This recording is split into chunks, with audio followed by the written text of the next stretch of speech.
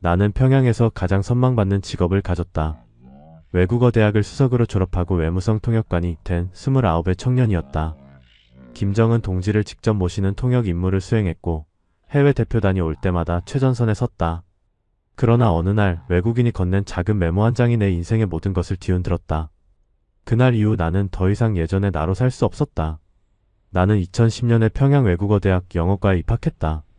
아버지가 무역회사 간부였고 어머니는 교원이었기에 집안 성분이 나쁘지 않았다. 어릴 때부터 영어에 재능이 있다는 말을 들었고 고등중학교 시절 전국 영어 경연대회에서 1등을 했던 경험이 대학 입학의 발판이 되었다. 외국어대학은 평양에서도 최고 엘리트들만 들어갈 수 있는 곳이었고 그곳에 합격했다는 소식을 들었을 때 온 가족이 기뻐했던 기억이 지금도 선명하다. 대학 생활은 생각보다 훨씬 엄격했다. 매일 아침 6시에 기상해서 체조를 하고 7시부터 자습이 시작되었다. 영어 회화 수업은 원어민 교수가 직접 진행했는데 그들은 대부분 해외 유학을 다녀온 조선 사람들이거나 친선 관계에 있는 나라에서 온 교원들이었다. 수업 시간에는 당의 노선을 영어로 설명하는 연습을 반복했고 외국인 앞에서 조국을 어떻게 선전해야 하는지 철저히 교육받았다. 그 시절 나는 의심 없이 배운 것들을 받아들였고 졸업 후 조국을 빛낼 훌륭한 통역관이 되겠다는 꿈에 가득 차 있었다. 5년간의 대학 생활 동안 나는 단 한 번도 수석 자리를 놓치지 않았다. 영어 실력은 물론이고 사상평가에서도 항상 최우수 등급을 받았다. 졸업을 앞둔 2015년 봄 외무성에서 특별 선발 통지가 왔다. 당시 우리 학년에서 외무성에 배치된 사람은 나를 포함해 단 3명뿐이었다. 졸업식 날 교장 선생님은 내 이름을 부르며 전체 학생들 앞에서 모범 사례로 치켜 세웠고 나는 그 순간이 내 인생에서 가장 영광스러운 순간이라고 생각했다. 외무성 배치 후 나는 6개월간 집중 훈련을 받았다. 국제 외교 의전, 동시통역 기술, 외국 문화에 대한 이해, 그리고 무엇보다 중요한 것은 어떤 상황에서도 단가 수령을 옹호하는 화법이었다. 훈련 교관들은 외국인들이 던질 수 있는 온갖 도발적 질문들을 시뮬레이션했고 우리는 그에 대한 완벽한 답변을 준비해야 했다. 인권 문제, 경제 제재, 핵 개발 같은 민감한 주제들을 어떻게 우회하거나 역공할 것인지 매일 연습했다. 그 과정에서 나는 점점 더 체제에 충성하는 전사가 되어갔고 외부 세계의 시선 따위는 제국주의자들의 거짓 선전일 뿐이라고 굳게 믿게 되었다. 첫 통역 임무는 2016년 초봄에 주어졌다. 동남아시아 어느 나라에서 온 경제 대표단을 안내하는 일이었다. 평양 순안공항에서 그들을 맞이하는 순간부터 나는 긴장으로 온몸이 굳어 있었다. 하지만 훈련받은 대로 미소를 지으며 유창한 영어로 환영 인사를 전했고 그들은 내 실력에 감탄하는 표정을 지었다. 사흘간 평양 시내를 안내하면서 나는 만수대 기념비, 주체사상탑, 평양 지하철역 같은 곳들을 보여주었다. 그들이 질문을 던질 때마다 나는 준비된 답변을 술술 풀어냈고 임무는 성공적으로 끝났다. 상급 기관에서는 내 첫 임무 수행을 높이 평가했고 이후 더 많은 기회가 주어지기 시작했다. 2016년부터 2018년까지 나는 외무성에서 가장 바쁜 통역관 중 한 명이었다. 한 달에 평균 서너 차례 외국 대표단을 맞이했고 때로는 일주일에 2번씩 공항과 호텔을 오가기도 했다. 유럽 의회 대표단, 아프리카 정상들, 아시아 경제인 그룹 등 다양한 사람들을 만났다. 그들은 대부분 호기심 어린 눈빛으로 평양을 바라보았고 나는 그 눈빛 속에서 때로 동정을 때로 경계를 읽을 수 있었다. 하지만 나는 그저 주어진 임무를 완벽하게 수행하는 데만 집중했고 개인적 감정은 철저히 억눌렀다. 가장 긴장되었던 순간은 최고 지도자를 직접 모시는 통역을 할 때였다. 2017년 가을 어느 우방국 대통령이 방문했을 때 나는 김정은 동지의 통역관으로 선발되었다. 그날 아침 나는 새벽 4시에 일어나 정장을 5번이나 갈아입었고 머리를 정돈하느라 1시간을 보냈다. 금수산태 양궁전에서 만난 최고 지도자는 생각보다 편안한 미소를 지었지만 나는 그 앞에서 숨 쉬는 것조차 조심스러웠다. 2시간 동안 진행된 회담에서 나는 단 하나의 실수도 하지 않았고 모든 단어를 정확하게 전달했다. 회담이 끝난 후 김정은 동지는 내 어깨를 가볍게 두드리며 수고했다는 말을 건넸고 그 순간 나는 이 세상에서 가장 영광스러운 사람이 된 것 같았다. 하지만 그런 영광 뒤에는 항상 감시가 따라왔다. 외국인들과 접촉하는 일을 하다 보니 보위부에서 정기적으로 나를 불러 조사했다. 외국인이 어떤 질문을 했는지, 사적인 대화를 시도하지는 않았는지, 뇌물이나 선물을 주려 하지는 않았는지 낱낱이 보고해야 했다. 처음에는 그것이 당연한 절차라고 생각했지만 점점 그 조사가 부담스러워지기 시작했다. 특히 어느 유럽 외교관이 내게 초콜릿 한 박스를 건넸을 때 나는 그것을 즉시 상부에 보고해야 했고 그 외교관은 이후 블랙리스트에 올랐다. 그 일 이후 나는 외국인들과의 모든 접촉이 나를 위험에 빠뜨릴 수 있다는 것을 깨달았다. 2018년 여름 나는 처음으로 해외 출장을 나갔다. 중국 베이징에서 열린 국제회의의 대표단, 통역관으로 동행한 것이었다. 평양을 떠나 비행기에 오르는 순간 가슴이 두근거렸다. 베이징 공항에 내렸을 때 본 광경은 충격적이었다. 수많은 사람들이 자유롭게 오가고 형형색색의 옷을 입고 휴대전화를 들여다보며 웃고 있었다. 평양에서는 볼 수 없는 풍경이었다. 호텔 방에 들어가 텔레비전을 켰을 때 수십 개의 채널이 쏟아졌다. CNN, BBC, 중국 방송들, 그리고 온갖 오락 프로그램들이 끝없이 흘러나왔다. 나는 밤새 채널을 돌리며 바깥 세상의 정보를 흡수했고 동시에 두려움을 느꼈다. 회의는 사흘간 진행되었고 나는 우리 대표단의 모든 발언을 통역했다. 하지만 회의가 끝난 후 자유시간이 주어졌을 때 나는 처음으로 혼자 베이징 거리를 걸었다. 왕푸진 거리의 화려한 상점들, 끝없이 이어지는 음식점들, 그리고 무엇보다 사람들의 표정이 평양과 달랐다. 그들은 긴장하지 않았고 주변을 경계하지 않았으며 그저 자신의 삶을 즐기고 있었다. 어느 서점에 들어갔을 때 나는 금지된 책들이 버젓이 진열된 것을 보았다. 조선에 대해 비판적으로 쓴 책들, 인권 문제를 다룬 책들, 탈북자들의 수기까지. 나는 그 책들을 힐끗힐끗 보다가 급히 서점을 나왔다. 누군가 나를 지켜보고 있을지도 모른다는 생각에 등골이 오싹해졌다. 베이징에서 돌아온 후 나는 예전과 같은 사람이 아니었다. 겉으로는 아무렇지 않은 척했지만 마음속 깊은 곳에서 무언가가 흔들리기 시작했다. 평양 거리를 걸을 때마다 베이징의 풍경이 떠올랐고 외국인들을 통역할 때마다 그들이 사는 세계와 우리가 사는 세계 사이의 격차가 점점 더 크게 느껴졌다. 하지만 그런 생각을 입 밖에 낼 수는 없었다. 조금이라도 의심스러운 말을 했다가는 정치 범수 용소로 끌려갈 수 있다는 것을 너무나 잘 알고 있었다. 2019년 봄 운명을 바꾼 사건이 일어났다. 스칸디나비아 어느 나라에서 온 인권 관련 NGO 대표단이 평양을 방문했다. 공식적으로는 교육 협력 사업을 논의하러 왔지만 그들의 진짜 목적은 북한 내부 실정을 파악하는 것이었다. 나는 그 대표단의 수석 통역관으로 배정되었고 사흘 동안 그들과 함께 움직였다. 대표단장은 40대 중반의 여성이었는데 예리한 눈빛과 부드러운 미소를 동시에 가진 사람이었다. 그녀는 공식 일정 중에는 조심스럽게 행동했지만 가끔 나를 응시할 때면 마치 내 속을 꿰뚫어보는 듯한 느낌을 주었다. 둘째 날 오후 만경대 학생소년궁전을 방문했을 때였다. 아이들의 완벽한 공연을 보고 난 후 대표단은 감탄을 표했지만 그 여성 대표단장은 미묘한 표정을 지었다. 공연이 끝나고 복도를 걷는데 그녀가 갑자기 핸드백에서 무언가를 떨어뜨렸다. 나는 반사적으로 그것을 주우려 몸을 굽혔고 그 순간 그녀가 내 손에 작은 종이 조각을 쥐어주었다. 너무나 자연스러운 동작이어서 주변 안내원들은 아무도 눈치채지 못했다. 나는 그 종이를 주머니에 재빨리 넣었고 아무 일 없었다는 듯 다시 통역 업무에 집중했다. 하지만 주머니 속 종이의 존재감이 마치 뜨거운 석탄처럼 느껴졌다. 그날 밤 집에 돌아와 문을 잠그고 나서야 그 종이를 꺼냈다. 손이 떨렸다. 영어로 쓰인 짧은 문장이 있었다. 내용은 단순했지만 충격적이었다. UN 인권 보고서에 따르면 북한에는 약 10만 명이 정치 범수 용소에 수감되어 있고 그중 상당수가 단지 외부 정보를 접했다는 이유만으로 처벌받았다는 것이었다. 그리고 마지막 문장이 나를 완전히 얼어붙게 만들었다. 당신은 진실을 알 권리가 있고 선택할 권리가 있다는 말이었다. 나는 그 종이를 찢어서 변기에 버렸지만 그 문장들은 내 머릿속에 영원히 새겨졌다. 이후 몇 주 동안 나는 불면증에 시달렸다. 밤마다 천장을 바라보며 그 메모의 내용을 되새겼다. 10만 명이라는 숫자가 현실일까? 내가 그동안 통역하며 전한 말들이 모두 거짓이었을까?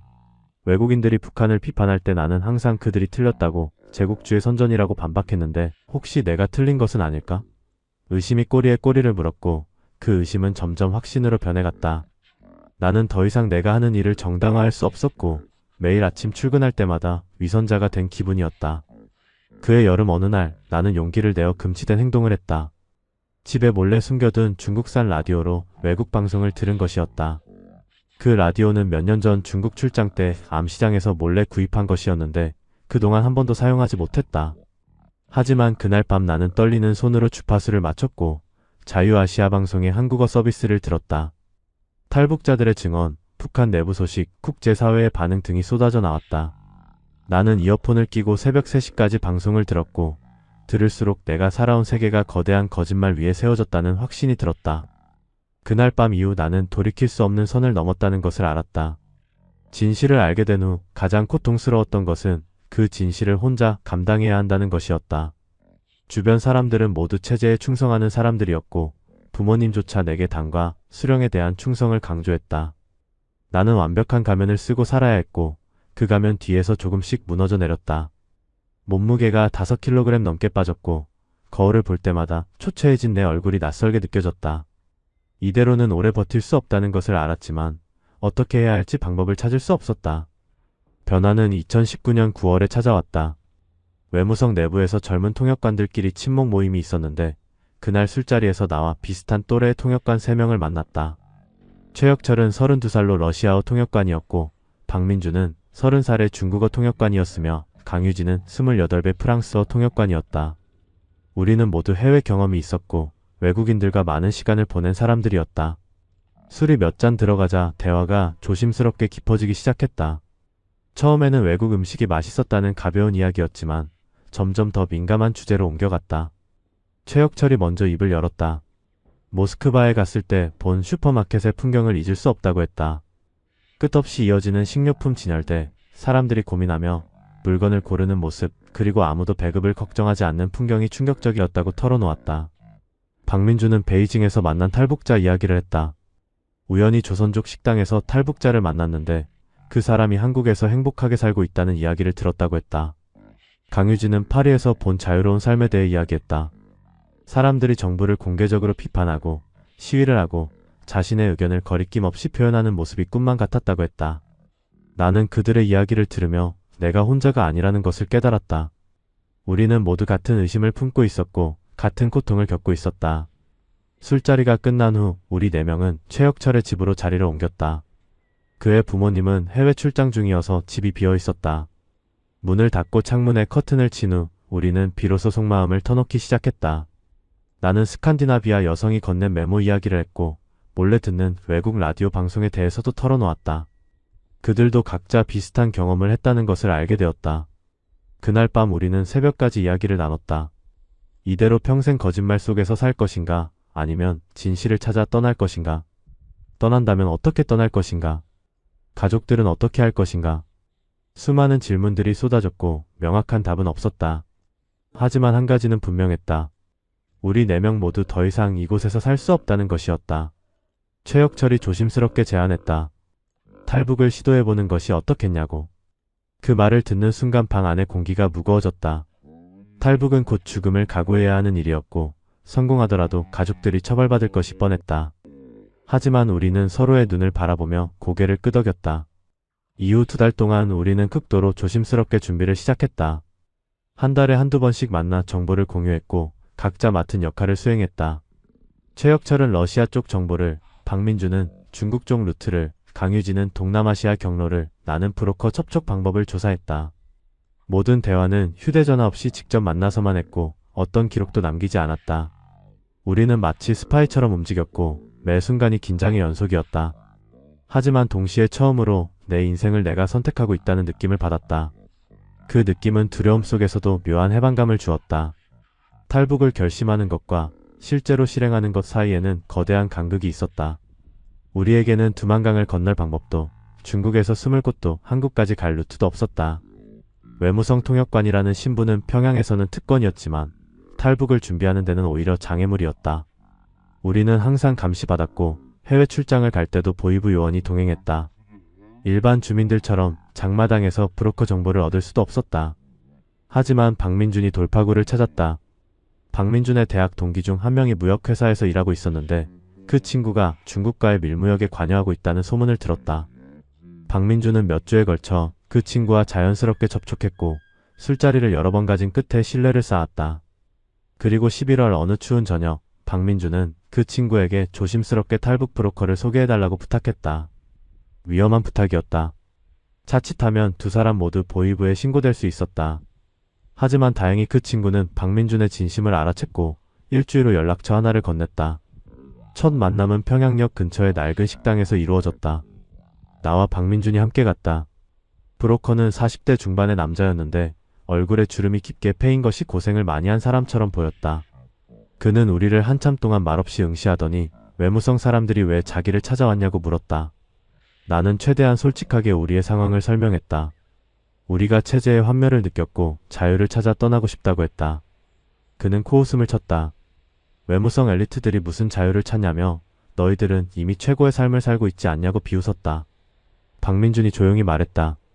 겉으로 보이는 것과 속은 다르다고 우리도 진실을 알고 싶고 선택하고 싶다고 했다. 그제야 브로커의 표정이 조금 누그러졌다. 그는 한숨을 쉬며 담배를 꺼내 물었고 연기를 길게 뿜어낸 후 입을 열었다. 너희 같은 사람들을 돕는 것은 위험하다고 보이부가 알면 자기뿐만 아니라 가족까지 죽는다고 했다. 하지만 돈만 있다면 방법은 있다고 덧붙였다. 한 사람당 5,000달러, 4명이면 2만 달러가 필요하다고 했다. 그 돈이면 두만강 건너 중국 브로커에게 넘기고 거기서부터 몽골이나 동남아시아를 거쳐 한국까지 갈 수 있다고 설명했다. 2만 달러는 우리에게 천문학적인 금액이었다. 외무성 통역관 월급으로는 평생 모아도 모을 수 없는 돈이었다. 하지만 우리에게는 한 가지 방법이 있었다. 해외 출장을 갈 때마다 받는 외화 수당을 몰래 모아두었던 것이었다. 또한 외국인들이 가끔 주는 선물이나 팁을 상부에 보고하지 않고 숨겨둔 것들도 있었다. 그것들을 모두 합치면 약 15,000달러 정도가 되었다. 부족한 5,000달러는 각자 집안의 귀중품을 팔아서 마련하기로 했다. 최혁철은 할머니의 금반지를, 강유진은 아버지의 중국산 시계를, 나는 어머니의 중국 비단 치마를 몰래 암시장에 내다 팔았다. 12월 중순 우리는 브로커에게 첫 계약금으로 5,000달러를 건넸다. 그는 돈을 세어본 후 만족스러운 표정을 지었고 본격적인 계획을 설명하기 시작했다. 탈출 시기는 이듬해 2월 초가 좋다고 했다. 겨울이 가장 추워 국경 경비가 상대적으로 느슨해지고 두만강이 완전히 얼어 건너기 쉽다는 이유였다. 출발 지점은 함경북도 회령 근처가 될 것이고 거기서 강을 건너 중국 도문시로 들어간다고 했다. 중국에서는 그의 협력자들이 우리를 숨겨주고 위조 신분증을 만들어준 후 몽골로 이동시킬 것이라고 했다. 몽골에 도착하면 한국 대사관에 가서 보호를 요청하면 된다고 설명했다. 2020년 새해가 밝았지만 우리에게는 축하할 일이 아니었다. 2월 초로 예정된 탈출까지 한 달 남짓 남았고 그 한 달은 내 인생에서 가장 길고 고통스러운 시간이었다. 매일 아침 부모님과 아침 식사를 하면서 이것이 마지막이 될지도 모른다는 생각에 음식이 목으로 넘어가지 않았다. 어머니는 내가 요즘 안색이 안 좋다며 걱정했고 아버지는 업무 스트레스가 심한 것 같다며 휴가를 내보라고 권했다. 나는 그저 괜찮다고 곧 나아질 것이라고 거짓말을 했다. 가장 힘든 것은 가족들에게 작별 인사조차 할 수 없다는 것이었다. 탈북 계획을 조금이라도 알리면 가족들이 연루되어 처벌받을 것이 뻔했다. 그들을 보호하는 유일한 방법은 아무것도 모르게 하는 것이었다. 하지만 그것은 곧 내가 가족들을 배신하는 것이나 다름없었다. 어느 날 밤 어머니가 내 방에 들어와 이불을 덮어주시면서 힘들면 언제든 말하라고 하셨다. 나는 어둠 속에서 눈물을 삼키며 알겠다고만 대답했다. 그날 밤 나는 새벽까지 잠을 이루지 못했다. 1월 중순 브로커로부터 최종 지시가 왔다. 2월 5일 새벽에 평양을 출발해 기차로 회령까지 가야 한다고 했다.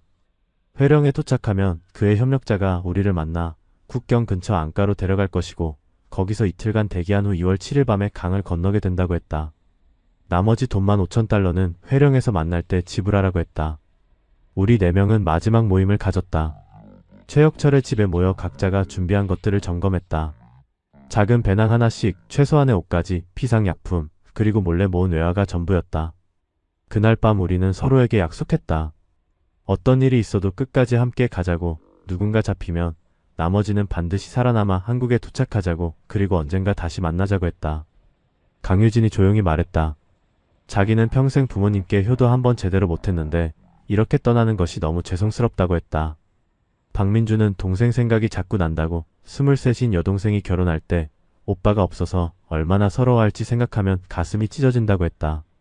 최혁철은 말없이 눈물만 흘렸다. 나도 마찬가지였다. 우리는 모두 가족을 버리고 떠나는 배신자가 되는 것이었다. 1월 말 나는 마지막으로 부모님과 저녁을 함께했다. 어머니가 내가 좋아하는 두부밥을 해주셨고 아버지는 최근 들은 외무성 소식을 이야기하셨다. 동생은 대학 입학 준비로 바쁘다며 공부 이야기를 했다. 평범한 가족의 저녁 식사였다. 하지만 나에게는 마지막 만찬이었다. 식사를 마치고 내 방으로 돌아와 문을 닫았을 때 나는 바닥에 주저앉아 소리 없이 울었다. 베개에 얼굴을 묻고 온몸을 떨며 울었다. 미안하다는 말을 속으로 수없이 되뇌었다. 2월 4일 밤 나는 마지막 준비를 했다. 작은 배낭에 옷 2벌, 속옷, 양말, 세면도구, 피상약을 넣었다. 지갑에는 위조 신분증과 중국 돈 조금, 그리고 나머지 외화를 숨겼다. 책상 서랍 깊숙이 봉투 하나를 남겨두었다. 안에는 부모님께 드리는 편지가 들어있었다. 편지에는 내가 왜 떠날 수밖에 없었는지, 얼마나 부모님을 사랑하는지, 그리고 용서해달라는 말이 적혀 있었다. 하지만 그 편지를 부모님이 읽을 수 있을지는 알 수 없었다. 보이부가 먼저 발견할 가능성이 더 높았다. 나는 집안을 천천히 둘러보았다. 어린 시절 추억이 서린 이 공간을 다시는 볼 수 없을지도 모른다는 생각에 모든 것을 눈에 담으려 애썼다. 2월 5일 새벽 5시 나는 조용히 집을 나섰다. 부모님과 동생은 모두 잠들어 있었다. 현관문 손잡이를 잡았을 때 손이 떨렸다. 문을 여는 순간 모든 것이 끝나는 것이었다. 한번 나가면 다시는 이 문을 열고 들어올 수 없을 것이었다. 나는 마지막으로 집안을 돌아보았다. 어둠 속에서도 모든 것이 선명했다. 거실 벽에 걸린 김일성 김정일 초상화, 낡은 소파, 어머니가 아끼는 꽃병, 폭도 끝 동생 방에서 새어나오는 희미한 불빛. 나는 깊게 숨을 들이쉬고 문을 열었다. 평양역까지 걸어가는 40분이 내 인생에서 가장 긴 40분이었다. 새벽 거리는 텅 비어 있었고 가로등 불빛만이 어둠을 밝히고 있었다. 발걸음을 옮길 때마다 뒤에서 누군가 따라오는 것 같은 느낌이 들었다. 몇 번이고 뒤를 돌아보았지만 아무도 없었다. 역 앞에 도착했을 때 최혁철, 박민준, 강유진이 이미 와 있었다. 하지만 우리는 서로를 모르는 척했다. 브로커의 지시대로 각자 따로 표를 끊고 다른 칸에 탔다. 회령행 기차는 6시에 출발 예정이었다. 기차에 오르는 순간 심장이 터질 것 같았다. 역무원이 신분증을 검사했고 나는 최대한 자연스러운 표정으로 증명서를 내밀었다. 외무성 출장증도 함께 제시했다. 회령에 있는 외국인 접견, 시설 점검 임무라고 위조해둔 서류였다. 역무원은 별다른 의심 없이 통과시켜 주었다. 객차 안으로 들어가 창가 자리에 앉았다. 차창 밖으로 평양의 건물들이 보였다. 주체사상탑, 유경호텔, 대동강 철교. 내가 살던 도시가 점점 멀어지고 있었다. 6시 정각 기차가 천천히 움직이기 시작했다. 나는 눈을 감았다. 이제 정말 돌아갈 수 없다는 것을 알았다. 기차 안은 생각보다 사람이 많았다. 출장을 가는 간부들, 친척 방문을 가는 주민들, 장사를 하러 가는 여성들로 가득했다. 나는 창가에 기대어 밖을 보는 척하며 주변을 경계했다. 3칸 뒤에 박민준이 5칸 앞에 최혁철이 있다는 것을 알았지만 눈길도 주지 않았다. 기차는 평양을 벗어나 함경도 쪽으로 향했다. 창밖으로 황량한 들판이 펼쳐졌다. 겨울 들판은 눈으로 덮여 있었고 간간히 보이는 마을들은 초라하고 가난해 보였다. 평양에서는 볼 수 없는 풍경이었다. 오전 10시쯤 기차가 한 작은 역에 멈췄다. 보안원들이 탔다. 그들은 객차를 돌며 신분증을 재검사하기 시작했다. 내 차례가 왔을 때 나는 침착하게 신분증과 출장증을 내밀었다. 보안원은 서류를 꼼꼼히 살펴보더니 외무성 사람이냐고 물었다. 나는 그렇다고 대답했다.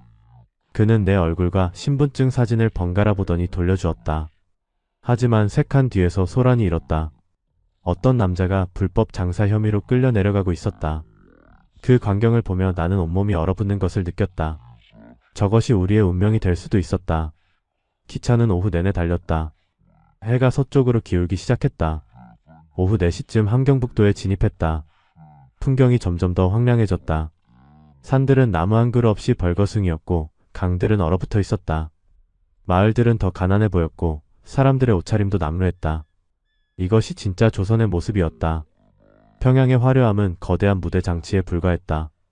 오후 5시 반 기차가 드디어 회령역에 도착했다. 나는 배낭을 메고 조심스럽게 객차에서 내렸다. 추운 바람이 얼굴을 때렸다. 여기서부터가 진짜 시작이었다. 회령역 앞에서 나는 약속된 신호를 기다렸다. 브로커의 협력자가 빨간 모자를 쓰고 나타날 것이라고 했다. 10분쯤 지났을 때 40대 초반으로 보이는 여자가 빨간 털모자를 쓰고 다가왔다. 그녀는 내 옆을 지나가며 작게 속삭였다. 역 뒤편 공중화장실로 오라고 했다. 나는 몇 분 후 그곳으로 갔고 화장실 뒤편에서 그녀를 다시 만났다. 이미 최혁철, 박민준, 강유진도 와 있었다. 그녀는 우리를 빠르게 훑어보더니 따라오라고 했다. 질문은 나중에 하라고 덧붙였다. 우리는 그녀를 따라 회령 시내를 벗어났다. 해가 지기 시작했고 기온이 급격히 떨어졌다. 영하 20도는 좋게 되는 추위였다. 40분쯤 걸었을 때 허름한 농가 하나가 나타났다. 지붕은 낡아서 군데군데 구멍이 났고 벽은 금이가 있었다. 그녀가 문을 열고 들어가라고 했다. 아는 밖보다 조금 나을 뿐 여전히 추웠다. 작은 석유 난로 하나가 방 한가운데 놓여 있었고 그것이 유일한 난방 기구였다. 바닥에는 낡은 이불 몇 장이 널려 있었다. 이곳이 우리가 이틀간 숨어 지낼 은신처였다. 여자가 말했다. 자기 이름은 중요하지 않고 우리는 그녀를 그냥 누나라고 부르면 된다고 했다. 이 집은 5년 전부터 탈북자들을 돕는 데 사용되고 있고 지금까지 20명 넘게 여기를 거쳐갔다고 했다. 그녀는 우리에게 규칙을 설명했다. 낮에는 절대 밖에 나가지 말 것, 큰 소리로 말하지 말 것, 불빛이 밖에 새지 않도록 창문을 가릴 것, 그리고 누가 오더라도 숨을 곳을 알려줄 테니 그대로 따를 것. 만약 보안원이나 보이부가 오면 마루 밑 굴로 숨으라고 했다. 그녀는 마루판 하나를 들어 올렸고 그 아래 좁은 공간이 있었다. 그날 밤 우리 넷은 처음으로 함께 이야기를 나눴다. 평양을 떠나온 이후 처음으로 긴장을 조금 풀 수 있었다. 최혁철이 가져온 빵을 나눠 먹으며 앞으로의 계획을 논의했다. 누나가 말하길 내일 저녁 브로커가 직접 와서 최종 점검을 할 것이고 모레인 7일 밤 11시에 강으로 이동할 것이라고 했다. 두만강까지는 여기서 걸어서 2시간 거리라고 했다. 강을 건너는 데는 10분에서 20분 정도 걸리고 중국 쪽에 도착하면 중국 브로커가 우리를 픽업할 것이라고 했다. 모든 것이 순조롭게 진행되면 사흘 후에는 중국 땅을 밟게 된다는 말에 우리는 떨리는 흥분을 감출 수 없었다. 하지만 그날 밤은 잠을 이룰 수 없었다. 추위도 추위였지만 긴장감 때문에 눈이 말똥말똥했다. 박민주는 계속 뒤척였고 강유진은 한숨을 쉬었다. 최혁철만 코를 골며 잤다.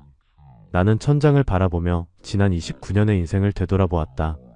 평양 외국어대학 입학식 날 첫 통역 임무를 마쳤을 때의 뿌듯함, 스칸디나비아 여성이 건넨 메모, 그리고 오늘 아침 집을 나서며 본 부모님의 잠든 얼굴. 모든 것이 주마등처럼 스쳐갔다. 만약 내가 다시 태어난다면 나는 어떤 선택을 할까? 하지만 다시 태어나더라도 나는 똑같은 선택을 할 것 같았다. 2월 6일 하루는 지루하고 불안한 시간이었다. 우리는 집안에 갇혀 아무것도 할 수 없었다. 누나가 오전에 한 번, 오후에 한 번 음식을 가져다 주었다. 옥수수밥과 김치 그리고 된장찌개가 전부였지만 굶주린 우리에게는 귀한 식사였다. 낮 동안 밖에서 몇 번 발소리가 들렸고 그때마다 우리는 숨을 죽였다. 오후 4시쯤 누군가 문을 두드렸고 우리는 재빨리 마루 밑으로 숨었다. 하지만 다행히 이웃집 아저씨가 장작 좀 빌려달라고 온 것뿐이었다. 누나가 적당히 둘러댄 후 그는 돌아갔다. 우리는 1시간 후에야 밖으로 나올 수 있었다. 저녁 7시쯤 브로커가 도착했다. 그는 평양에서 처음 만났을 때보다 더 피곤해 보였다. 눈 밑에 다크서클이 짙었고 입가에 주름이 더 깊어진 것 같았다. 그는 문을 잠그고 창문을 다시 한번 확인한 후 우리 앞에 앉았다. 배낭에서 손으로 그린 지도 한 장을 꺼냈다. 그것은 회령에서 두만강까지의 경로와 국경 넘는 지점을 자세히 표시한 것이었다. 우리는 그의 말 한마디 한마디를 놓치지 않으려 귀를 기울였다. 브로커가 설명을 시작했다. 내일 밤 10시 반에 이 집을 출발할 것이라고 했다. 누나가 우리를 북쪽으로 안내할 것이고 걸어서 약 2시간 거리에 있는 강변까지 갈 것이라고 했다. 길은 대부분 산길이고 경비대 순찰을 피해 이동해야 하므로 시간이 걸린다고 했다. 강변에 도착하면 잠시 대기하다가 자정 넘어 강을 건널 것이라고 했다. 이 시간대가 경비 교대 시간이라 가장 안전하다고 설명했다. 강은 완전히 얼어있지만 중간 지점이 약간 얇을 수 있으니 조심해서 건너야 한다고 경고했다. 가장 위험한 순간은 강을 건널 때라고 했다. 경비대 초소에서 강을 감시하고 있고 움직이는 것이 보이면 즉시 총을 쏜다고 했다. 다행히 내일 밤은 달이 없는 밤이고 눈도 예보되어 있어서 시야가 나쁠 것이라고 했다. 우리에게 유리한 조건이라고 덧붙였다. 그는 검은색 옷을 입고 모든 소지품은 배낭에 넣어 최대한 몸을 가볍게 하라고 지시했다. 그리고 만약 총소리가 들리면 절대 멈추지 말고 무조건 앞으로 달려야 한다고 강조했다. 뒤돌아보거나 멈추는 순간 죽는다고 했다. 중국 쪽 도착 지점에는 그의 파트너인 조선족 남자가 대기하고 있을 것이라고 했다. 그의 이름은 김철호이고 빨간 손전등을 3번 깜빡이면 그가 신호를 보낼 것이라고 했다. 우리도 같은 방식으로 응답하면 그가 우리를 차로 데려갈 것이라고 했다. 차를 타면 약 3시간 거리에 있는 안전가옥으로 이동하고 거기서 며칠간 숨어 지낼 것이라고 했다. 그 기간 동안 위조 신분증을 만들고 몽골로 가는 루트를 준비할 것이라고 설명했다. 브로커는 우리 각자의 얼굴을 차례로 바라보며 물었다. 각오가 되어 있냐고, 죽을 수도 있다는 것을 아느냐고 했다. 우리는 모두 고개를 끄덕였다. 최혁철이 조용히 말했다. 여기 남아서 거짓말 속에 사는 것도 일종의 죽음이라고, 차라리 자유를 향해 달리다 죽는 것이 낫다고 했다. 박민주는 이미 평양을 떠나는 순간 모든 것을 각오했다고 했다. 강유진은 한국에 꼭 가고 싶다고, 그곳에서 진짜 인생을 시작하고 싶다고 했다. 나는 우리 넷 모두 같은 마음이라고, 끝까지 함께 가겠다고 말했다. 브로커는 만족스러운 듯 고개를 끄덕이더니 배낭에서 검은색 옷까지 4벌을 꺼내 우리에게 건넸다. 내일 밤 이것을 입으라고 했다. 마지막으로 돈 이야기가 나왔다. 우리는 준비해온 15,000달러를 브로커에게 건넸다. 그는 돈을 세어보는 만족스러워했다. 그리고 한 가지 당부를 했다. 만약 중국에서 공안에 잡히면 절대 한국 가려 한다고 말하지 말라고 했다. 그냥 중국에서 일자리 찾으러 왔다고 하라고 했다. 한국행을 밝히면 즉시 북송되지만 불법 취업은 벌금형이나 단기 구류로 끝날 수 있다고 설명했다. 물론 최선은 아예 잡히지 않는 것이라고 덧붙였다. 그는 우리에게 행운을 빈다는 말을 남기고 밤 9시쯤 집을 떠났다. 그가 떠난 후 우리 넷은 말없이 서로를 바라보았다. 이제 정말 내일이었다. 2월 7일은 내 인생에서 가장 긴 하루였다. 시간이 너무 느리게 흘렀다. 우리는 하루 종일 집 안에서 긴장한 채로 기다렸다.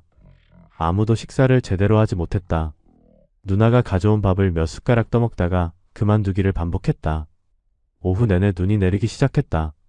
창문 틈으로 보이는 하늘은 회색이었고 눈송이들이 끝없이 떨어지고 있었다. 브로커 말대로 우리에게 유리한 날씨였다. 하지만 동시에 추위는 더 혹독해질 것이었다. 저녁 8시 우리는 브로커가 준 검은색 옷으로 갈아입었다. 검은 바지, 검은 점퍼, 검은 털모자. 모든 것이 검은색이었다. 배낭도 검은색으로 준비했다.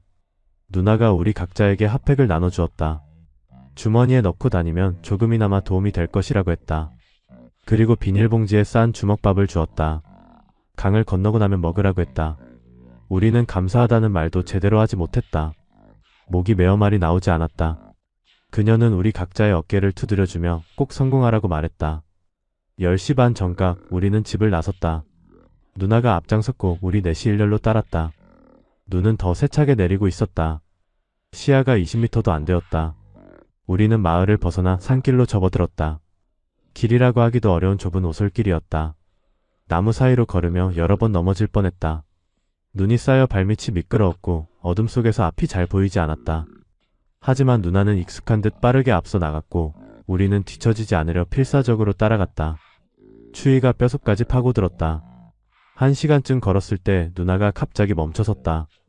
손을 들어 우리에게 엎드리라는 신호를 보냈다. 우리는 즉시 눈 위에 엎드렸다. 차가운 눈이 얼굴에 닿았다. 멀리서 불빛이 보였다. 경비대 순찰조였다. 3명의 군인이 손전등을 비추며 우리가 온 방향으로 걸어오고 있었다. 나는 숨을 참았다. 심장 소리가 너무 커서 들킬 것 같았다. 그들은 우리가 엎드린 곳에서 50m 정도 떨어진 곳을 지나갔다. 그들의 목소리가 희미하게 들렸다. 날씨가 왜 이렇게 춥냐는 불평이었다. 그들이 완전히 사라진 후에야 우리는 다시 일어났다. 12시 가까이 되었을 때 드디어 두만강이 보였다. 눈 내리는 어둠 속에서도 강의 흰 표면이 희미하게 빛났다. 완전히 얼어붙은 강이었다. 누나가 우리를 강변 숲속으로 데려갔다. 나무 뒤에 숨어 주변을 살폈다. 왼쪽으로 300m쯤 떨어진 곳에 경비 초소가 있었다. 초소 안에서 희미한 불빛이 새어나왔다. 오른쪽으로는 아무것도 보이지 않았다. 누나가 속삭였다. 지금부터 1분 안에 강을 건너야 한다고 초소 경비들이 교대하는 시간이라고 했다. 우리는 고개를 끄덕였다. 숨이 턱까지 차올랐다. 누나가 손목 시계를 보며 카운트다운을 했다. 5, 4, 3, 2, 1. 그리고 가라는 신호를 보냈다. 우리는 나무 뒤에서 뛰쳐나와 강으로 내려갔다. 얼음 위에 첫 발을 내디뎠을 때 미끄러워서 거의 넘어질 뻔했다. 하지만 균형을 잡고 앞으로 달렸다. 넷이서 나란히 달렸다. 눈발이 얼굴을 때렸고 바람이 귓가를 스쳤다. 숨이 차서 가슴이 터질 것 같았다. 중국이 점점 가까워지고 있었다. 100m, 50m, 20m. 거의 다 왔다. 강 한가운데쯤 왔을 때 첫 번째 총성이 울렸다. 탕. 소리가 어둠을 찢었다.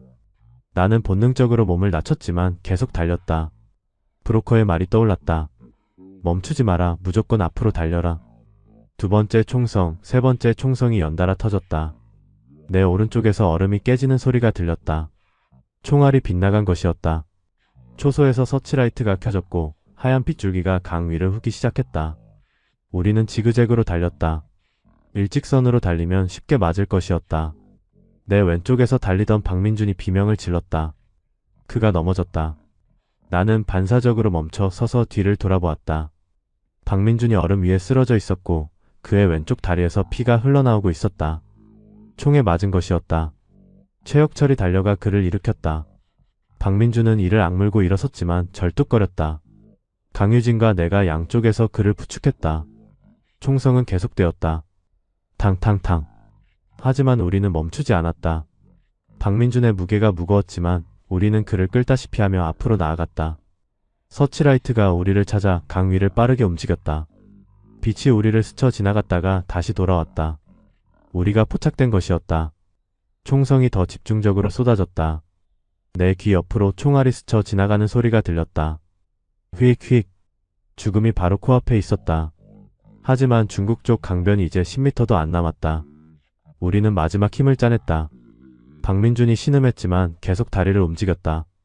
그의 피가 눈 위에 붉은 점들을 남기며 흘렀다. 나는 그 붉은 점들을 보며 미안함과 분노가 동시에 치솟았다. 드디어 중국 쪽 강변에 도착했다. 우리는 얼음에서 땅으로 올라갔고 숲속으로 뛰어들었다. 총성은 여전히 들렸지만 점점 멀어졌다. 북한 경비대는 국경을 넘어 추격할 수 없었다. 우리는 나무 뒤에 숨어 숨을 헐떡였다. 박민준을 땅에 눕혔다. 그의 바지는 피로 흥건했다. 최혁철이 배낭에서 응급 붕대를 꺼내 다리를 감았다.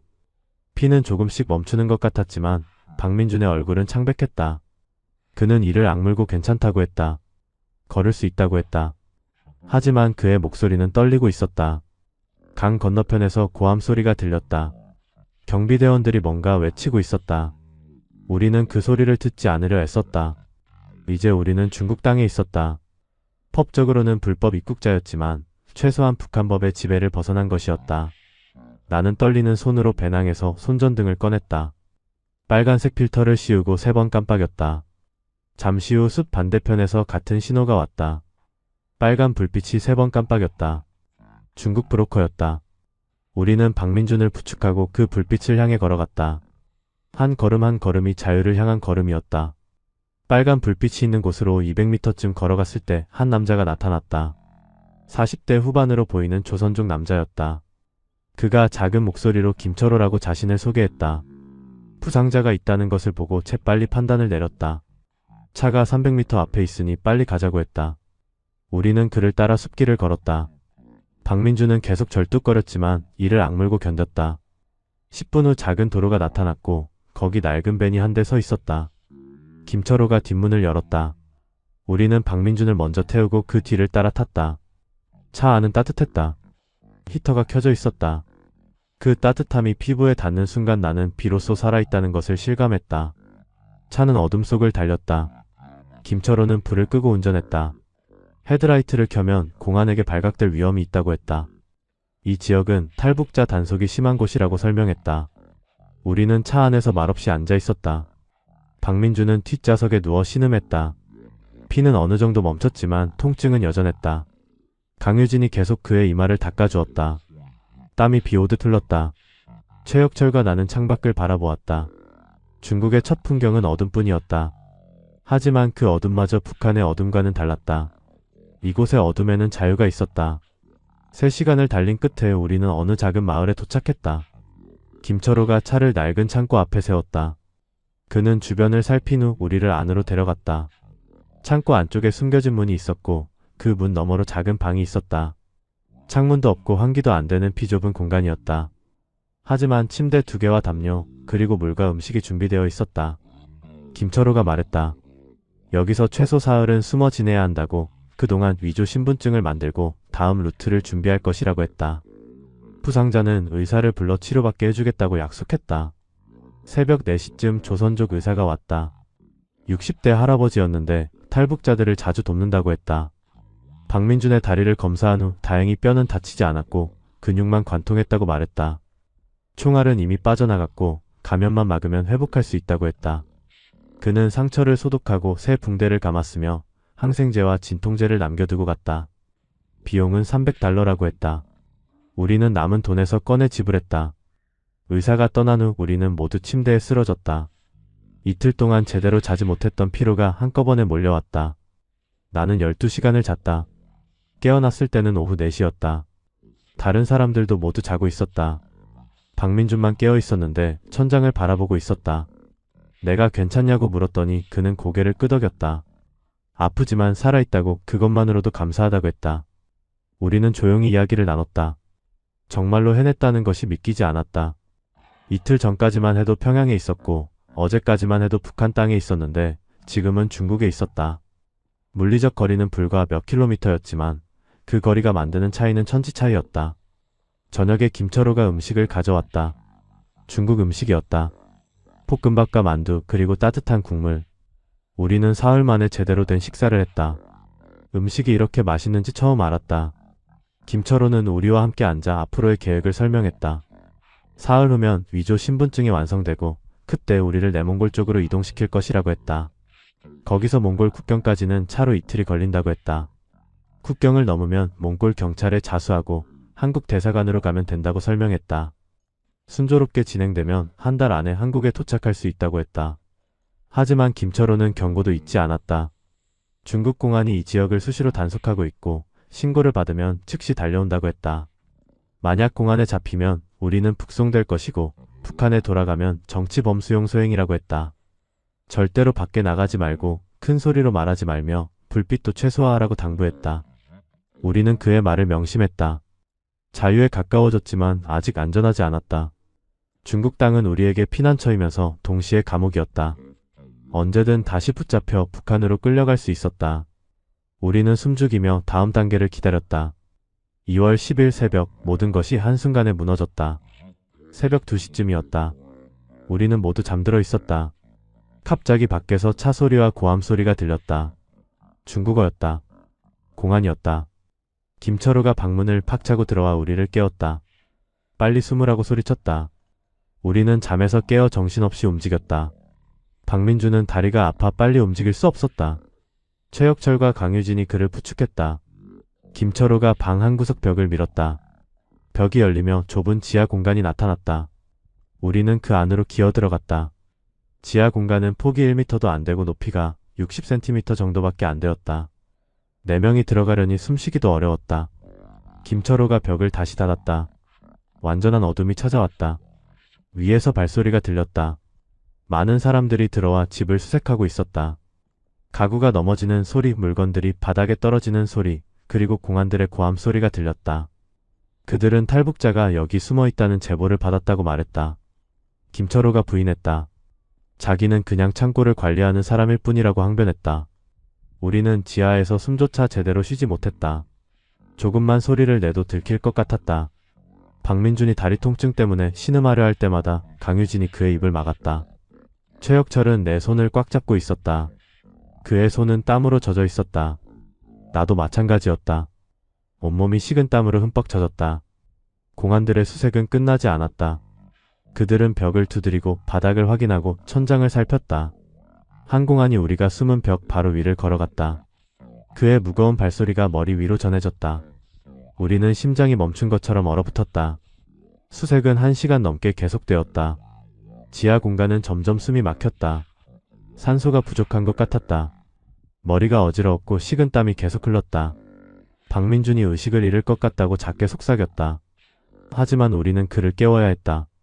여기서 의식을 잃으면 소리를 낼 수도 있었다. 강유진이 그의 뺨을 가볍게 때렸다. 박민준은 이를 악물고 정신을 붙잡으려 애썼다. 시간은 너무 느리게 흘렀다. 1분이 1시간처럼 느껴졌다. 우리는 이대로 질식해 죽는 것은 아닐까 두려웠다. 드디어 위에서 소리가 잦아들었다. 공안들이 아무것도 발견하지 못한 것 같았다. 김철호가 그들에게 뭔가 설명하는 소리가 들렸다. 자기는 정직한 노동자이고 가족을 먹여 살리기 위해 이 창고를 관리하는 것뿐이라고 했다. 공안 중 한 명이 의심스럽다며 나중에 다시 오겠다고 경고했다. 차 소리가 들렸다. 그들이 떠나는 것이었다.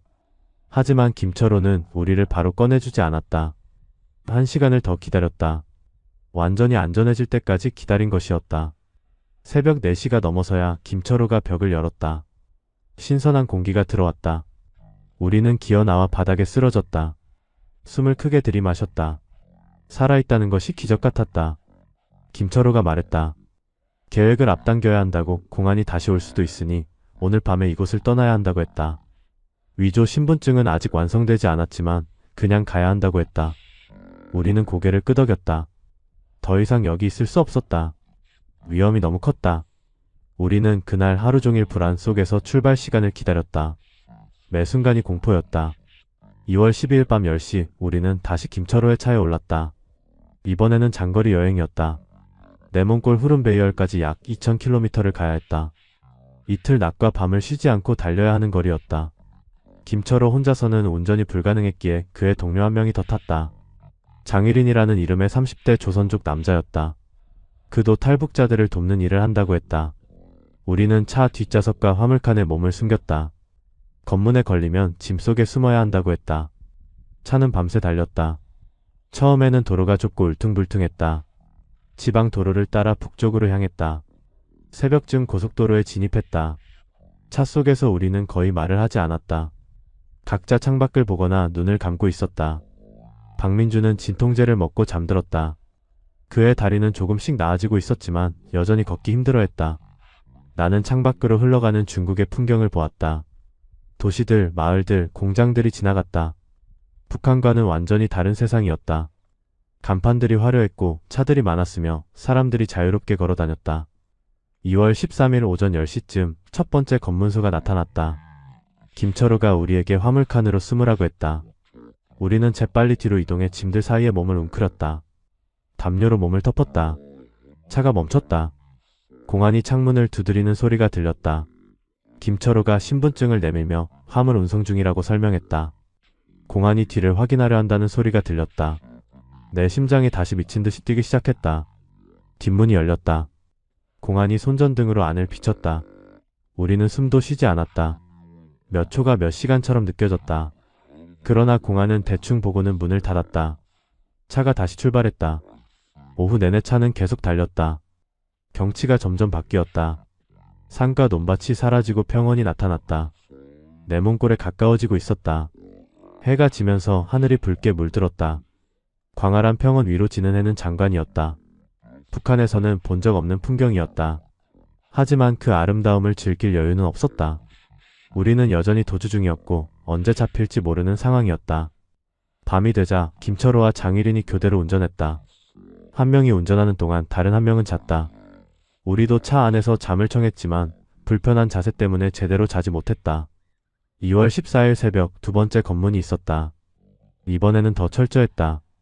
공안이 뒷문을 열고 짐을 하나하나 확인하기 시작했다. 우리는 담요 밑에서 온몸을 바들바들 떨었다.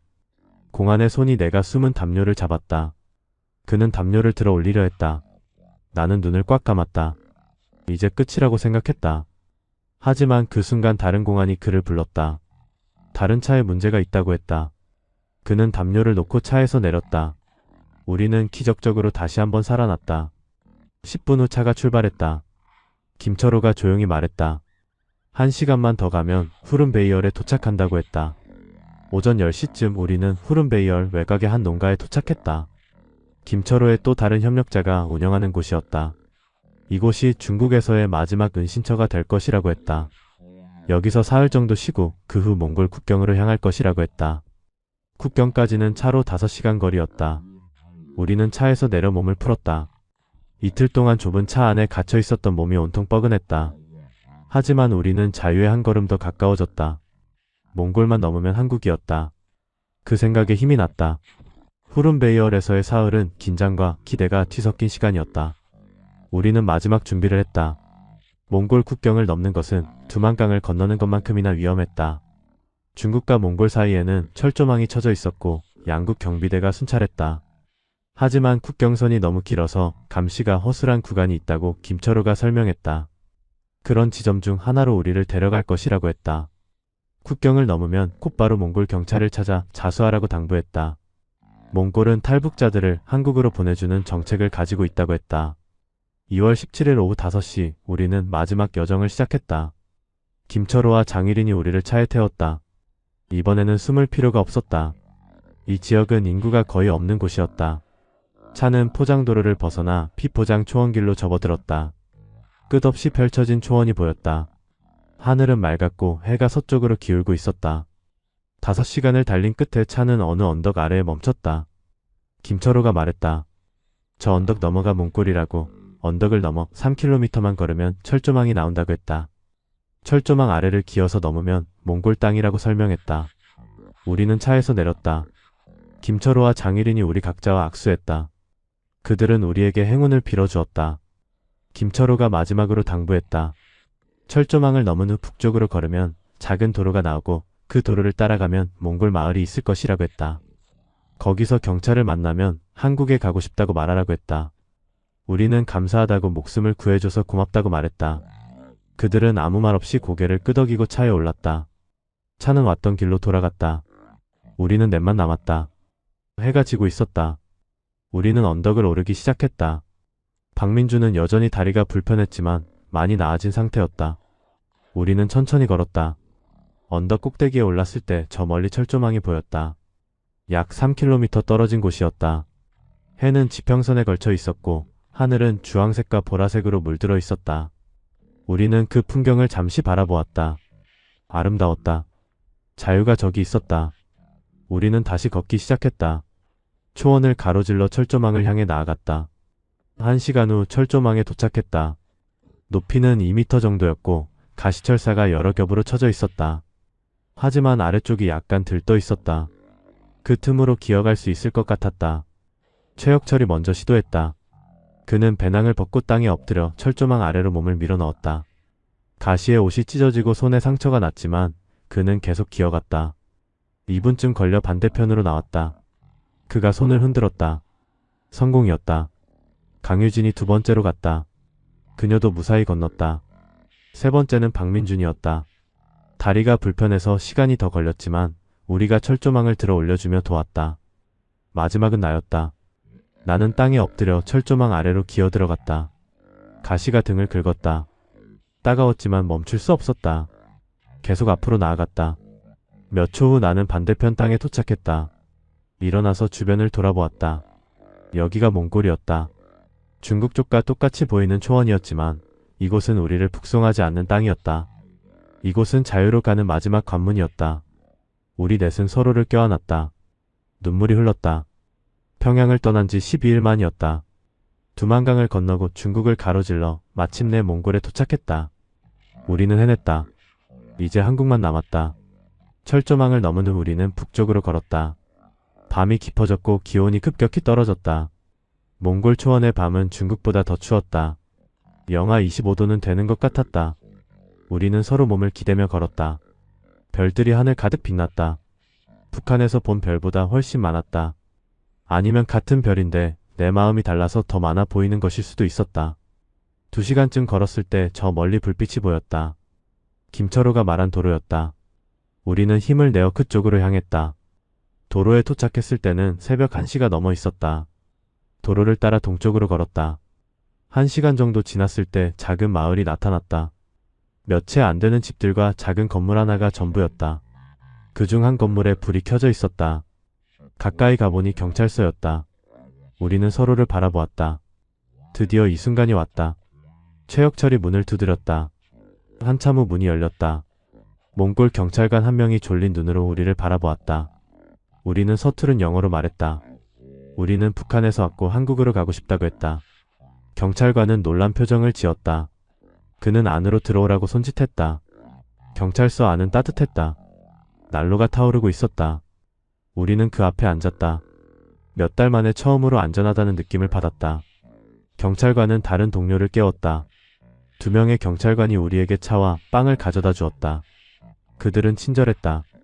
몽골어와 영어 그리고 손짓 발짓으로 대화를 나눴다. 우리가 북한에서 탈출했다는 것을 이해한 그들은 고개를 끄덕이며 걱정하지 말라고 했다. 내일 아침 상급 기관에 연락하고 수도 울란바토르로 보낼 것이라고 설명했다. 우리는 감사하다고 몇 번이나 말했다. 그날 밤 우리는 경찰서 바닥에서 잤다. 담요를 덮고 난로 옆에 누웠다. 12일 만에 처음으로 마음 놓고 잠을 잤다. 더 이상 도망칠 필요가 없었다. 더 이상 숨을 필요가 없었다. 아침에 눈을 떴을 때 햇살이 창문으로 들어오고 있었다. 평화로운 아침이었다. 경찰관들이 아침 식사를 준비해 주었다. 양고기 수프와 빵이었다. 우리는 오랜만에 배불리 먹었다. 식사 후 경찰관 한 명이 우리 신상을 기록했다. 이름, 나이, 출신지, 탈북 경로 등을 물었다. 우리는 솔직하게 대답했다. 오후 2시쯤 울란바토르에서 차가 왔다. 몽골 출입국 관리소 직원들이었다. 그들은 우리를 차에 태우고 수도로 향했다. 울란바토르까지는 10시간 거리였다. 차는 광활한 초원을 가로질렀다. 창밖으로 끝없는 평원과 가끔 보이는 유목민 천막들이 지나갔다. 해가 지고 밤이 되었을 때 우리는 도시에 도착했다. 울란바토르는 생각보다 큰 도시였다. 빌딩들과 자동차들 그리고 불빛들이 가득했다. 우리는 출입국 관리소 건물로 안내되었다. 거기서 공식 심사를 받을 것이라고 했다. 심사가 끝나면 한국 대사관으로 인계될 것이라고 설명했다. 2월 20일 우리는 몽골 출입국 관리소에서 사흘을 보냈다. 각자 개별 면담을 받았다. 탈북 경위, 동기, 과정, 목적지 등을 자세히 설명해야 했다.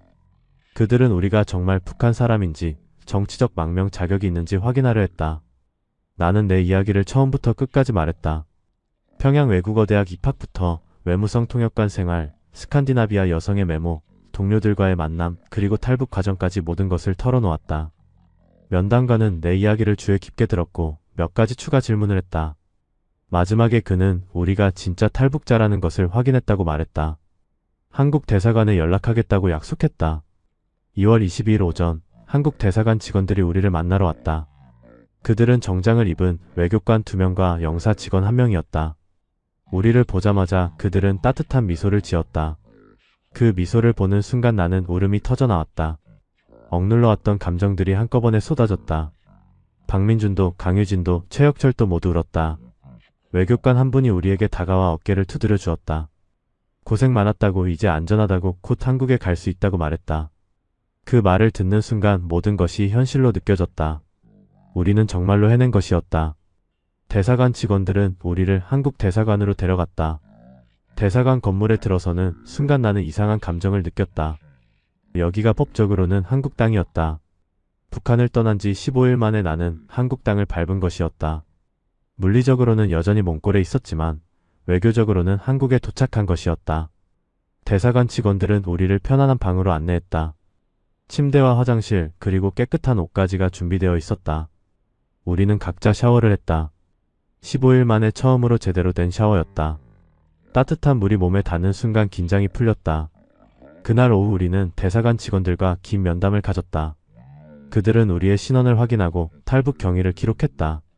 한국에 도착하면 국가정보원에서 신원조사를 받을 것이고 그 후 하나원이라는 곳에서 3개월간 교육을 받게 될 것이라고 설명했다.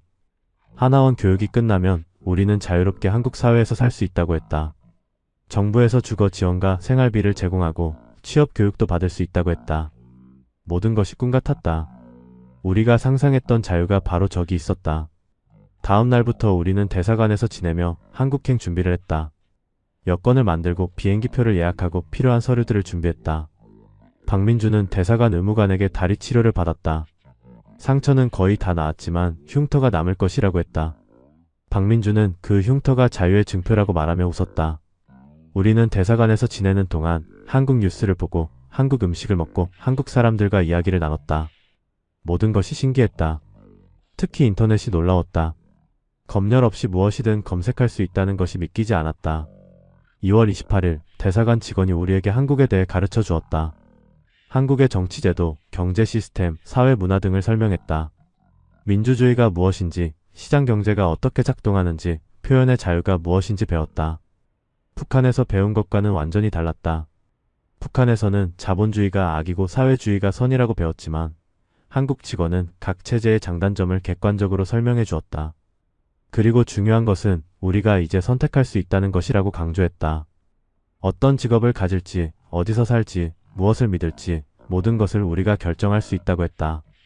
3월 5일 드디어 출발 날짜가 정해졌다. 3월 8일 울란바토르를 출발해 서울 인천공항으로 가는 비행기를 타게 된다고 했다. 사흘 후였다. 우리는 흥분과 긴장이 뒤섞인 감정을 느꼈다. 이제 정말로 한국에 가는 것이었다.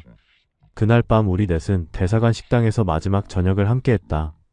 평양을 떠난 지 23일이 지났다. 그 23일 동안 우리는 죽을 고비를 여러 번 넘겼다. 두만강의 총격, 중국 공안의 급습, 국경의 철조망. 하지만 우리는 모두 살아남았다. 4명 모두 함께 여기까지 왔다. 우리는 서로의 손을 잡고 약속했다. 한국에 가서도 계속 연락하며 지내자고, 서로를 잊지 말자고 했다. 3월 8일 아침 6시 우리는 대사관을 출발했다. 대사관 직원 2명이 우리를 공항까지 배웅했다. 울란바토르 칭기스칸 국제공항에 도착했을 때 해가 막 떠오르고 있었다. 공항 건물은 현대적이고 깨끗했다. 우리는 생전 처음 진짜 국제공항을 경험했다. 체크인 카운터, 보안 검색대, 면세점, 탑승구. 모든 것이 신기했다. 대사관 직원들이 우리의 수속을 도와주었다. 우리는 새로 발급받은 한국 여권을 사용했다. 여권 표지에 적힌 대한민국이라는 글자를 보며 나는 가슴이 벅차올랐다. 보안 검색을 통과하고 탑승구로 향했다. 우리가 탈 비행기는 대한항공 직항편이었다. 서울까지 4시간이 걸린다고 했다. 탑승 시간이 되자 우리는 줄을 서서 비행기에 올랐다. 비행기 안으로 들어서는 순간 나는 숨이 멎는 것 같았다. 깨끗한 좌석들, 친절한 승무원들, 그리고 안전벨트 착용 안내방송. 모든 것이 북한에서 상상했던 것보다 훨씬 좋았다. 우리는 창가 좌석에 앉았다. 나는 창밖을 바라보았다. 울란바토르 공항의 활주로가 보였다. 곧 이륙할 것이었다. 비행기가 움직이기 시작했다. 활주로를 따라 천천히 이동하더니 점점 속도를 높였다. 그리고 순간 바퀴가 땅에서 떨어졌다. 우리는 하늘로 날아올랐다. 창밖으로 울란바토르 시내가 점점 작아졌다. 건물들이 점이 되고 도시가 지도처럼 보였다. 구름 속으로 들어갔다가 다시 나왔다. 푸른 하늘과 하얀 구름 위를 날고 있었다. 나는 눈물을 흘렸다. 옆자리에 최혁철도, 앞자리에 박민준과 강유진도 울고 있었다. 우리는 정말로 자유를 향해 날아가고 있었다. 승무원이 음료수를 가져왔다. 콜라, 사이다, 주스, 커피 중에서 고를 수 있다고 했다. 선택할 수 있다는 것이 이렇게 행복한 일인지 처음 알았다. 나는 콜라를 선택했다. 차가운 콜라를 마시며 창밖을 바라보았다. 구름 사이로 산맥이 보였다. 아마 중국과 몽골의 경계일 것이었다. 저 아래 어딘가에 우리가 걸었던 길이 있었다. 두만강, 중국 도주로 내몽골 초원, 몽골 국경.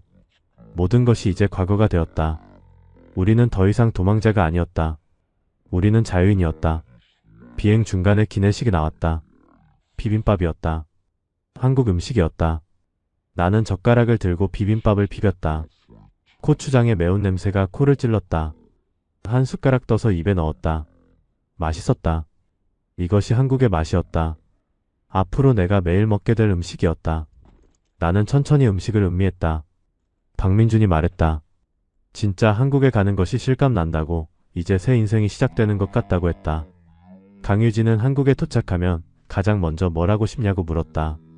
최혁철은 서점에 가서 금지된 책들을 마음껏 읽고 싶다고 했다. 나는 그냥 자유롭게 거리를 걷고 싶다고 말했다.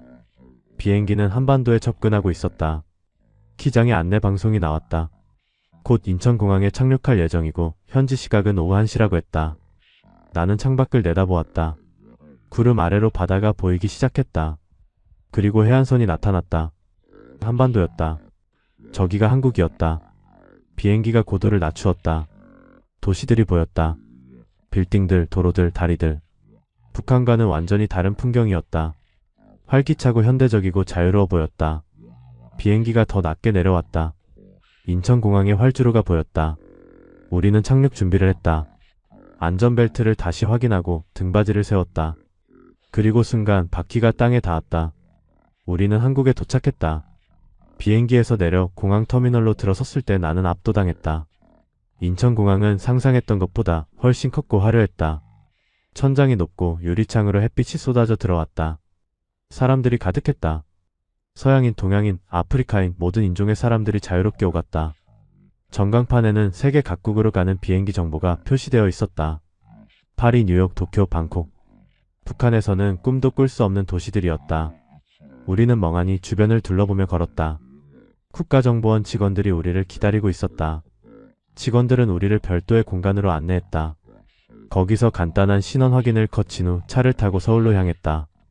고속도로를 달리는 동안 나는 창밖을 계속 바라보았다. 깨끗한 도로, 질서 정연하게 달리는 차들, 높은 빌딩들, 그리고 어디에나 있는 간판들. 북한에서 본 평양과는 비교할 수 없을 정도로 발전된 모습이었다. 하지만 가장 놀라운 것은 사람들의 표정이었다. 그들은 긴장하지 않았고 두려워하지 않았으며 그저 자신의 일상을 살아가고 있었다. 자유가 이런 것이구나 싶었다. 서울 근교의 국가정보원 시설에 도착했다. 우리는 그곳에서 일주일간 조사를 받았다. 탈북 경위, 북한에서의 생활, 가족관계, 동기 등을 자세히 물었다. 그들은 우리가 진짜 탈북자인지 북한 정보기관에서 보낸 첩자는 아닌지 확인하려 했다. 질문은 때로 날카로웠고 같은 질문을 여러 번 반복했다. 하지만 우리에게는 숨길 것이 없었다. 진실을 말했고 결국 그들은 우리를 믿어주었다. 일주일 후 우리는 하나원으로 이송되었다. 하나원은 경기도 안성에 있는 탈북자 교육시설이었다. 하나원에서의 첫날은 혼란스러웠다. 우리 외에도 수십 명의 탈북자들이 있었다. 나이도 출신 지역도 탈북 경로도 모두 달랐다. 어떤 사람은 중국에서 10년을 숨어 살다가 왔고 어떤 사람은 우리처럼 최근에 탈북했다. 그들과 이야기를 나누며 나는 우리가 얼마나 운이 좋았는지 깨달았다. 어떤 사람들은 가족이 북송되었고 어떤 사람들은 중국에서 인신매매를 당했으며 어떤 사람들은 여러 번 탈북을 시도했다가 실패했다. 우리는 4명 모두 무사히 비교적 빠른 시간 안에 한국에 도착한 행운아들이었다. 하나원 교육은 3개월간 진행되었다. 한국의 정치, 경제, 사회, 문화를 배웠다. 컴퓨터 사용법, 은행 이용법, 대중교통 이용법 같은 실용적인 것들도 배웠다. 가장 어려웠던 것은 자본주의 경제 개념이었다. 주식, 대출, 이자, 세금. 북한에서는 전혀 접해보지 못한 개념들이었다. 하지만 선생님들이 친절하게 가르쳐 주었고 나는 열심히 배웠다. 외국어 대학을 나온 덕분에 배우는 속도가 빨랐다. 교육을 받으면서 나는 한국 사회에 대한 기대와 동시에 두려움을 느꼈다. 여기서 나는 살아남을 수 있을까? 경쟁은 얼마나 치열할까? 나는 적응할 수 있을까? 3월 중순 하나원에서 심리 상담을 받았다. 상담사는 탈북 과정에서 받은 트라우마에 대해 물었다. 나는 두만강에서의 총격, 박민준이 총에 맞았던 순간, 중국 공안의 급습, 그리고 무엇보다 가족을 버리고 온 죄책감에 대해 이야기했다. 부모님과 동생은 지금 어떻게 되었을까? 보이부가 집에 왔을까? 그들이 처벌받고 있지는 않을까? 밤마다 그 생각에 잠을 이루지 못했다. 상담사는 그것이 당연한 감정이라고 많은 탈북자들이 같은 고통을 겪는다고 말했다. 시간이 지나면 조금씩 나아질 것이라고 위로했다. 하지만 나는 알았다. 이 죄책감은 평생 나를 따라다닐 것이라는 것을. 2020년 6월 나는 하나원을 수료하고 사회로 나왔다. 정부에서 지원해주는 아파트를 서울 노원구에 배정받았다. 작은 원룸이었지만 내 인생에서 처음으로 내 공간이었다. 내가 원하는 대로 꾸밀 수 있고 아무도 감시하지 않으며 자유롭게 살 수 있는 공간이었다. 첫날 밤 나는 창문을 열고 서울의 야경을 바라보았다. 불빛들이 끝없이 펼쳐져 있었다. 저 불빛 하나하나가 누군가의 삶이고 그들 모두가 자유롭게 살아가고 있다는 것이 믿기지 않았다. 나도 이제 그들 중 한 명이었다. 취업은 생각보다 어려웠다. 외국어 대학을 나오고 외무성에서 일했던 경력이 있었지만 한국에서는 그것이 제대로 인정받지 못했다. 북한 학력은 공식적으로 인정되지 않았고 경력도 검증할 방법이 없었다. 나는 하나원에서 배운 대로 이력서를 쓰고 면접을 보러 다녔다. 많은 회사에서 거절당했다. 탈북자라는 이유로 거절하는 곳도 있었고 경력 부족을 이유로 거절하는 곳도 있었다. 좌절스러웠지만 포기하지 않았다. 두만강을 건넌 내가 취업 정도에 포기할 수는 없었다. 7월 말 드디어 기회가 왔다. 한 무역회사에서 영어 통역 및 번역 담당자를 찾고 있었다. 면접에서 나는 내 이야기를 솔직하게 했다. 평양 외국어 대학을 나왔고 외무성에서 통역관으로 일했으며 자유를 찾아 탈북했다고 말했다. 면접관은 내 영어 실력을 테스트했다.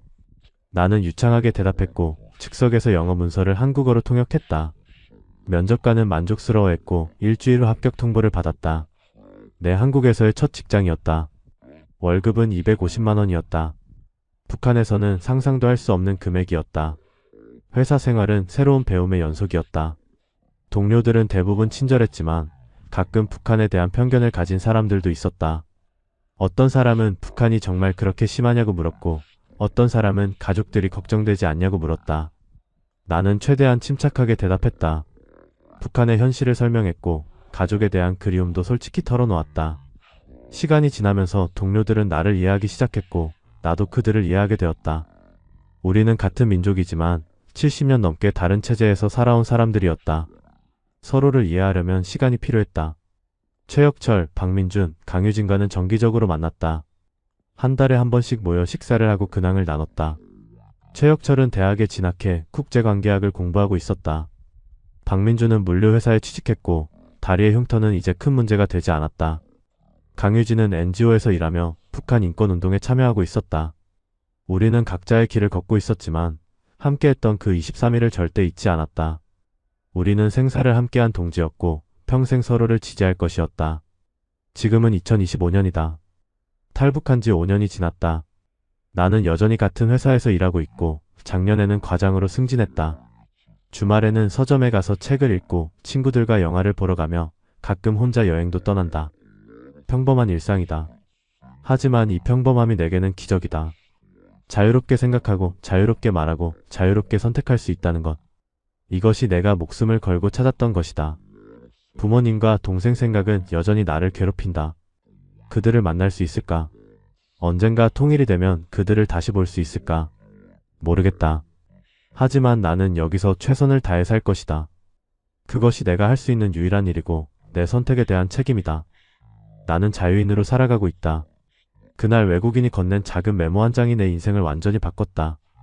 그 메모가 없었다면 나는 여전히 평양에서 거짓말을 통역하며 살고 있을 것이다.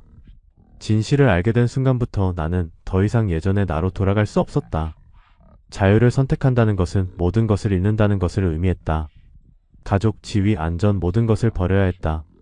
하지만 나는 후회하지 않는다. 두만강의 얼음 위를 달릴 때, 중국 땅에 숨어 숨죽이며 지낼 때, 몽골 국경의 철조망을 넘을 때 나는 여러 번 죽을 뻔했다. 하지만 4명 모두 살아남았고 함께 한국에 도착했다. 그것이 기적이었다. 지금 나는 서울에서 평범한 직장인으로 살아가고 있다. 매일 아침 출근하고 주말에는 쉬고 자유롭게 내 삶을 산다. 이 평범함이 내게는 가장 특별한 것이다. 북한에 남겨둔 가족들을 생각하면 여전히 가슴이 아프다. 그들이 나를 용서해줄까? 언젠가 다시 만날 수 있을까? 모르겠다. 하지만 나는 여기서 최선을 다해 살 것이다.